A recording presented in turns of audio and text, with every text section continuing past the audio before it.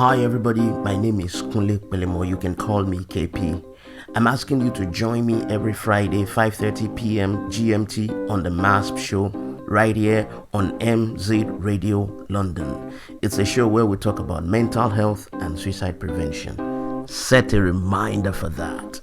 And just before I go, I want to let you know I care about your mental health. And you know what? Stick around right here on this station. Don't go nowhere.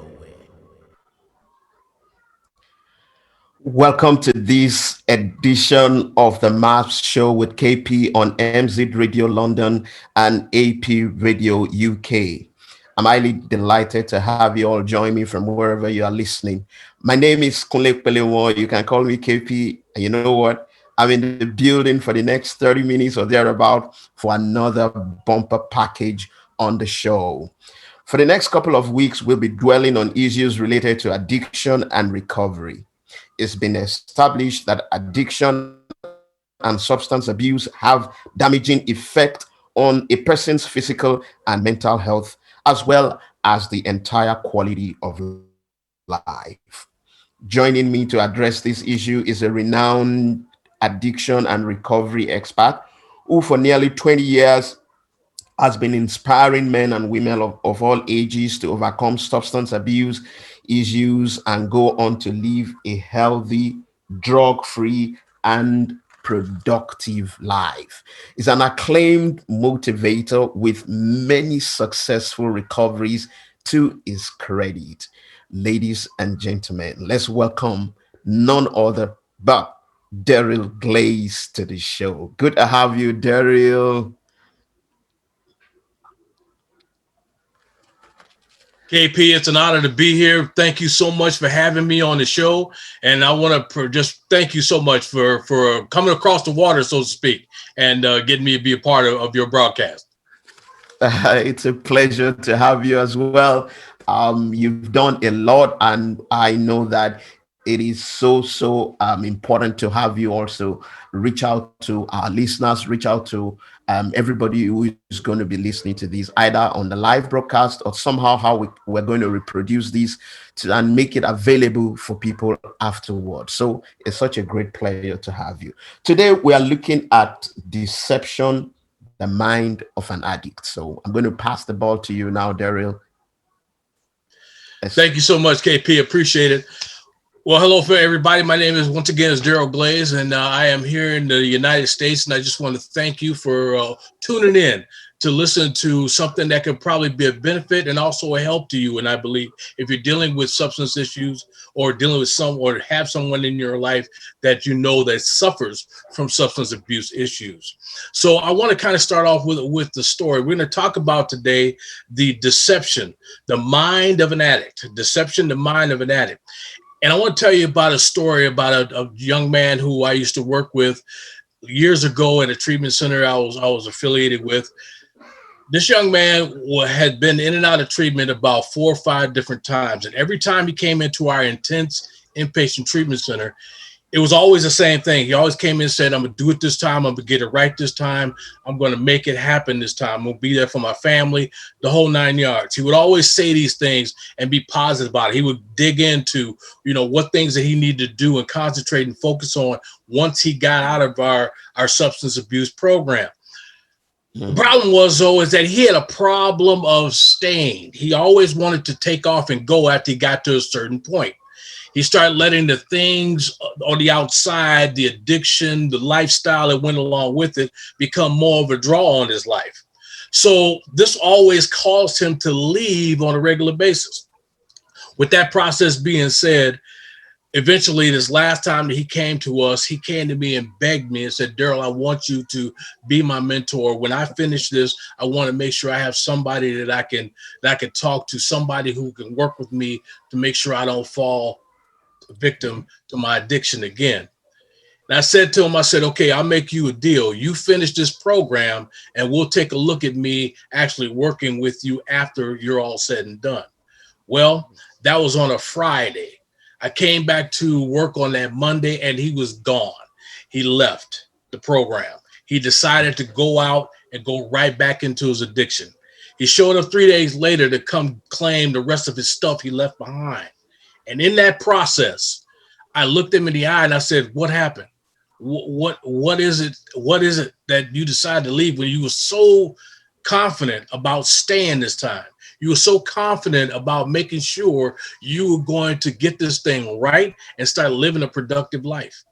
Yeah. And he looked me dead in the eye. He was totally, you could tell he was high. You could tell he was already been using. And he looked me dead in my eyes and said, I just decided to go home. I said, why? He said, I don't know. I just decided to go home. Hmm. That's the way the mind of an addict works when they're in deception.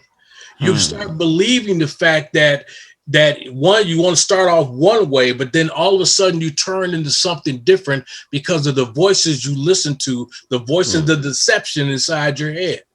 And what begins to happen is it digs in and begins to take a hold of you. So I want to talk to you about the mind of an addict, the deception that exists in the mind of an addict. One of the things you need to realize when you're suffering from the addict mind is you got to realize that there's a voice that's always talking to you. And so many times when we're in this, we forget and realize the purpose of why we're here. So we have to take that understanding and the purpose of why we want to be free of this. I've watched so many people over the last 20 years lose families, jobs, houses, all because they allowed themselves to be deceptive by the addiction.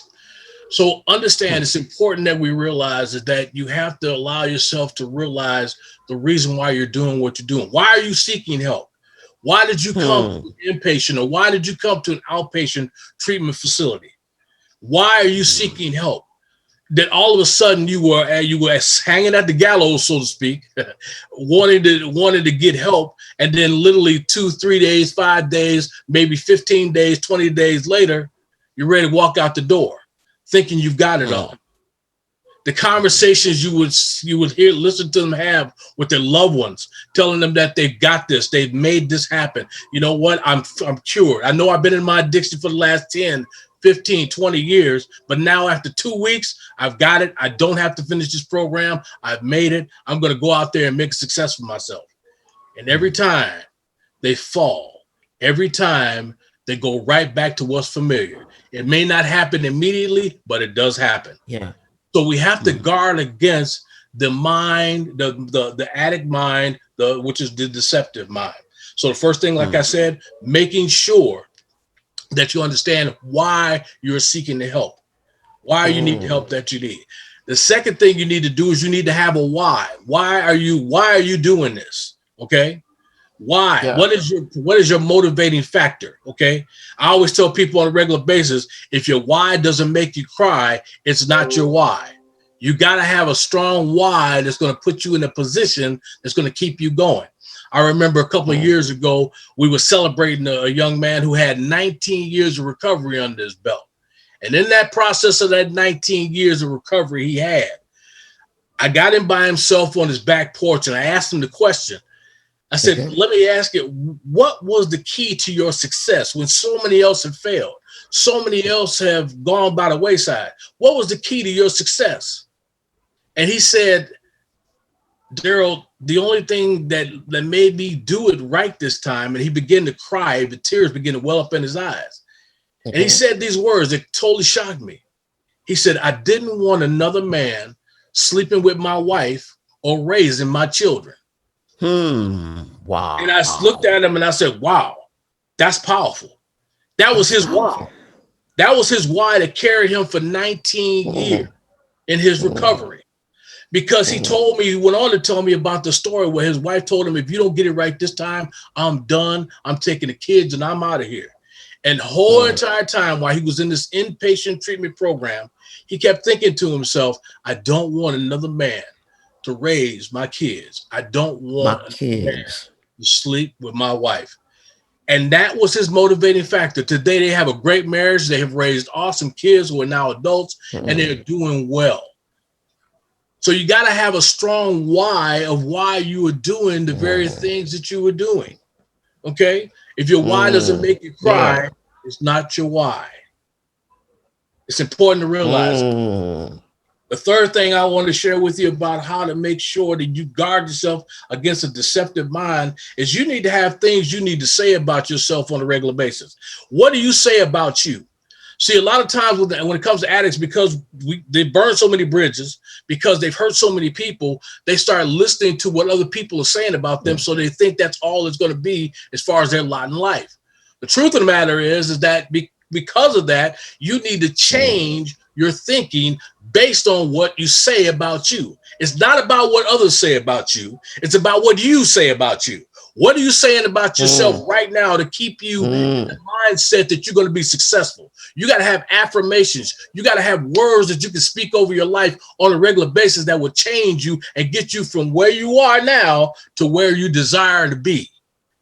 It's important to have those words. Okay. I always have a mantra or everything that I say every day that keeps me focused on the reason why I do what I do, the reason why I serve recovering addicts. I have a mantra every day that keeps me in that perspective. And I am a motivated self-help coach that adds value to people every day in every way. I want to be that blessing to someone else. So you have to start understanding how to be a blessing to yourself by start speaking the right things over yourself and not the wrong. Those are the things that you can start off with as far as getting you to where you are now, to where you desire to be. What you desire to be. Wow. That's been powerful. That's been powerful. And I've been writing a lot down. You talk about the reason you're seeking help, which is very, very important. And this kind of eats me. What's your why? If your why doesn't make you cry, then it's not a strong why. As a matter of fact, your why it has to be compelling enough. Why do you want to leave what you desire to leave? It has to be, and what you say to yourself, And you mentioned affirmation. I know how powerful affirmation is, how you reiterate a particular word and you say it over and over again, and it gets registered into your subconscious, and somehow it controls a lot about you, even without you thinking about it. It becomes like a reflex and you begin to exhibit those characteristics. So it's been a powerful session. Deryl is still in the building on MZ Radio London, and we're talking deception, the mind of an addict. That's the first session of our series called Addiction Recovery Series. I'm going to take a breather now. Let's allow Deryl to take a sip of water. And when we come back, Deryl is still in the building. Everything by Joy Saliu. That's the music you're about to listen to now. We'll be back shortly.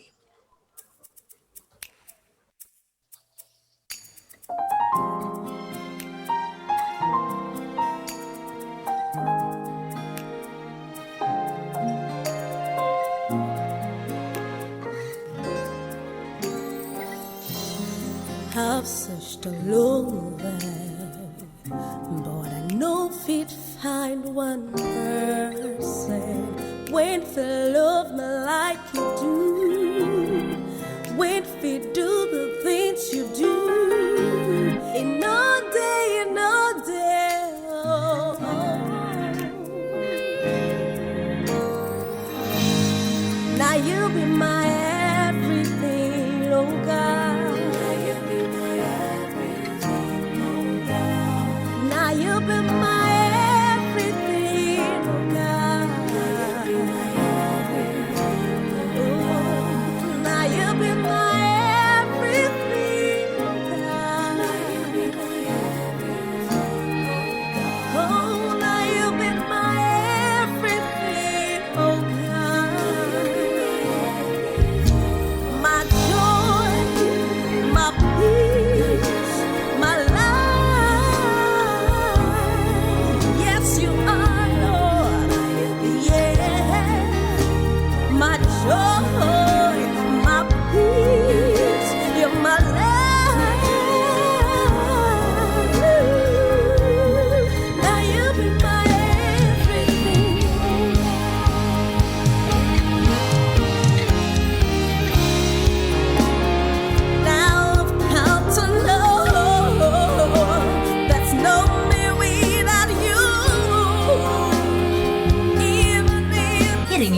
hits every day. MZ Radio London, station on the hill. Station on the Hill, MZ Radio London, and the AP Radio UK, station with distinction. And this is still the MHAASP Show with KP. And I have in the building Deryl Glaze. And we've been talking about the topic called Deception, the Mind of an Addict. You know, one of our series called Addiction and Recovery series. Deryl had been, explicit enough in letting us know, 3 things that you could do, and I'm sure he still got more for us. Deryl, you're welcome back. Over to you. Thank you very much, KP. I appreciate you, brother. Hey, listen, once again, like we said, like we're talking about, guys, I want to share with you the other side of this thing as well. We're talking about the deception, the mind of an addict. I want to tell you about there's 3 phases of a mind of an addict that they go through in the process of deception. One is it comes with deceiving others. Addicts are real good at deceiving others. You have to realize that that's what they use in order to get the things that they need, the false things that they believe they need. I give an example. I remember several years ago, there was a young man that called me out the blue who I hadn't heard from in over 2 years. He calls me up at 2:30 in the morning and he tells me that, Deryl, I am stranded. I am stuck with my 2-year-old little boy right now, and I'm having a real rough time. All I need right now is a hotel. If I could just come by your house and get some money, I could pay for a hotel and we can stay in for the night and that kind of thing. And as I listened to him continue to talk, I could tell there was something more to his story that he wasn't telling me. So I asked him the question, what is it that's going on that's caused you to get in this state? And he's got real angry and real defensive. And said all of a sudden we ended with, are you going to help me or not? And I said, no, I'm not in a position to be able to help you at this point. He hung up the phone. I found out 2 months later that he ran the same game on someone else. And in the process of doing that, this person had him come to their house. He showed up with 2 armed men. They literally beat this guy almost to death. They stole his money and his car, and his wife found him unconscious on the floor. And now this young man is actually doing time in prison. Now, when you think about that for a minute, you got to understand they really operate on working at trying to deceive others to get their agenda met. So you have to be knowledgeable of what a person is saying. Why are they calling you at this time in the morning? Why are they with a 2-year-old child at 2:30 in the morning out and about, which nothing ever good can happen at that time with a 2-year-old in those kind of elements. So you have to realize that and understand where they're coming from in the process. The other thing that they deal with as well that you have to realize, and they also have a tendency to give a false sense of strength, as I like to say, a false sense of vitality. They believe that they're the ones that know everything. They believe they're the ones that can do anything in the process. As you know, like meth addicts, for example, you know that they could go on days and days without sleep. They could be up anywhere from 7 to 14 days without any kind of rest at all. However, when they finally get to a point where they crash, they can sleep for 4 to 6 days without any problem whatsoever and be totally out of it. So they're not invincible. The drug makes them believe they're invincible. And that's why they need help. That's why they need exactly what's offered out there to get them to a place that they can get free of this addiction, but they have to want it. Which leads me to my last point is that they have a tendency to be able to deceive themselves. One thing about an addict and the addict you have to know is that they always believe that they got everybody else buffaloed or misconceived, so to speak. But the only ones that constantly deceiving is themselves, because everyone else is already seeing their patterns. Everybody else already knows their behaviors. I know the behaviors of somebody who I've watched walk through addiction and then recovery. And when they go back to their addiction again, I already know what they're doing based on their past behaviors, because there's nothing new under the sun. There may be new schemes and new plots, but the game plan is always the same: to get what they want. So you have to be in a position to understand those things in order to be able to steer them to go into the right direction. So it's important to realize that you don't allow them to be deceived and be able to put that deception on you. You have to be able to stand up. You have to be able to help them stay accountable. And that's what I do as a recovery coach. I help with people who literally are in recovery, people who have gone through a long inpatient or outpatient treatment center, and they come to me for help to help them get them from where they are now to where they desire to be, to get their life purpose in place. Because a lot of times the reason why people go back to their addiction is because they don't have a life purpose, or they don't realize that there's more than life than just recovery. So they do the recovery dance all the time. They just go from recovery center to recovery center, or they go from this place to this place, and they just do the recovery dance. Okay, hoping that recovery is the way of life. And the sad part about this in a lot of cases is that they're told in their specialty groups like AA and NA a lot of times that this is the way you have to look at your recovery has to be the number one focus in your life. Well, once you've mastered your recovery, once you've gotten yourself to a place where you start getting on with life, you have to get on with life. There are other things out there that you need to do. Okay. What about going back and getting that GED or starting that business, or going back and getting that dream job and getting the certifications that you need to get that career business off the ground? There's other things that you have desire, hobbies that you may desire to do, support groups outside of recovery that you can also help add to your life to add more value to your life. Because the more value you add to your life, the more unlikely it is that you return to your addiction. I always tell people on a regular basis, if you run after your destiny, you will distance yourself from your history. If you do that, if you focus on what's in front of you, if you focus on the plans and things that are in your heart that are put on for you to do, that you've been called to do while you're on this earth, you will find that your addiction, that your recovery becomes a byproduct and not the focus. Wow.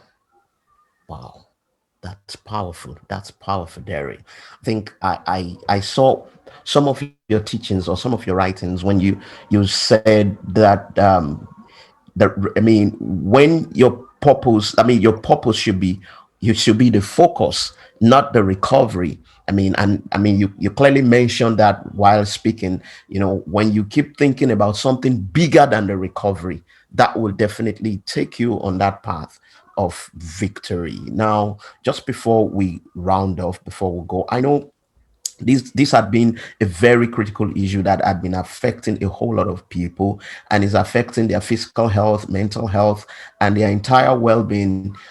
Some people are out there who are listening to us right now, and they feel it's kind of tough. I just want you to speak hope. Word of hope to them right now, to let them know that this is possible and it is totally achievable before we go. And I think it starts right there. Understand that it's possible. Listen, this is one of the things that keeps me going. About several years ago, I hit a wall when it came to helping people in recovery. I got to a place in my life where I was like, this is the way it's always going to be. These guys, women and men, they'll just get to a place where they'll build up and then fall off, build up and then fall off, and they'll just no hope. But then all of a sudden, one day, it dawned on me. I did a talk for a group of parents who had addictive loved ones. And then I did this talk, and now when I was done with my talk, there was a lady who was in her 70s that came up to me. And apparently she had been raising her grandson who had been struggling with addiction for the last 6 or 7 years. And she came up to me with tears in her eyes and said, I just want to thank you, because up until now, not only did I have no hope, but I had no tools. You gave me some tools to use that I can apply on a daily basis to be able to help my grandson. I didn't think that was possible. And I just want to thank you for that. So I tell recovering addicts on a regular basis, even the ones who hired me to work with them, I tell them this all the time, is that I don't work for you. And it usually makes them, shocks them. I go, what do you mean you don't work for me? I paid you. No, I don't work for you. And I said, you know who I work for?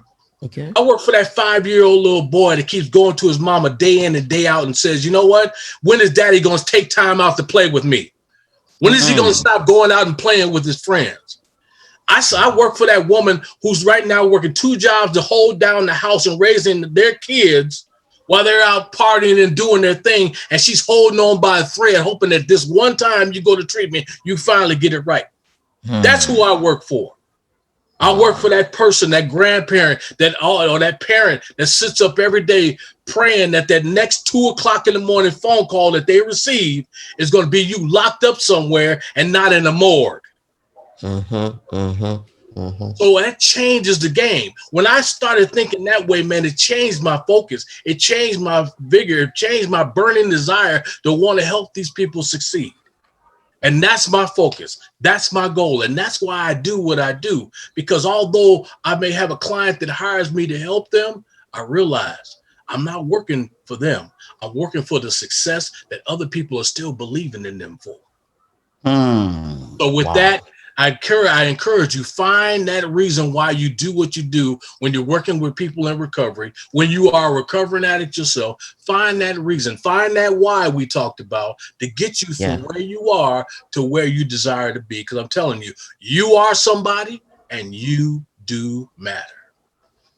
Wow, this is absolutely amazing, absolutely insightful and mind-blowing. Find your why, because you are amazing and you do matter. Deryl Glaze, thank you so much. And like I said earlier on, Deryl is going to be with us for a couple of weeks. We're going to be talking about the addiction and recovery as a series. So you keep your fingers crossed on what we're going to say next on the show next week. Deryl, I can't thank you enough. And you can follow Deryl on social media, on LinkedIn, Deryl Glaze, and I think on Facebook as well, Deryl Glaze. So follow him, shoot him a message, DM him, and then I am sure he's open to answer whatever question and whatever assistance you need from him. KP, can I get 30 seconds? Okay, Deryl. Just real quick. There's an event that's taking place next Friday that I'm going to be speaking at. That's got some tremendous speakers in the recovery and mental health profession. It's called Courageous Hope for Hurting People. For November 13th and November 14th. Check that out. It's really going to give you some great insight from some people and celebrities who will be able to speak to some of the issues that we're dealing with within this area. Okay, that's absolutely very, very good. Thank you so much once again, Deryl. We're going to be together next week, no doubt about that. So, all right. Through everybody who's listening out there, well, thank you for your time. And to my producer, Mr. Soji Amuni on MZ Radio London and all fields on AP Radio UK, thank you for your time. I appreciate your effort. But thank you so much. Like I always say, our time flies. I mean, it's 30 minutes already and we're about to get out of the studio. But you know what? Before you blink now, it's going to be Friday again. And then we're back again for another bumper package on the show. My name is Kunle Pelemo. They call me KP. Remember, I care about your mental health